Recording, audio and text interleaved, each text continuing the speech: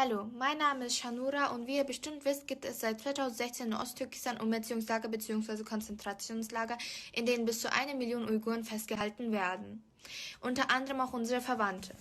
Meine Oma ist über 60 Jahre alt und in Shaya eine sehr bekannte Geschäftsfrau. Es gibt wirklich niemanden, der sie nicht kennt. Zudem ist sie sehr einflussreich.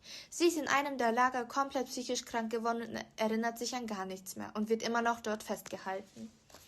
Meine Tante ist über 40 Jahre alt und ist in einem der Lager komplett verschwunden. Wer weiß, zu was sie alles gezwungen wird von der chinesischen Polizei. Zudem wurde auch noch mein Onkel eingesperrt und soll in dem Lager umgebracht worden sein, weil er vom Ausland kam.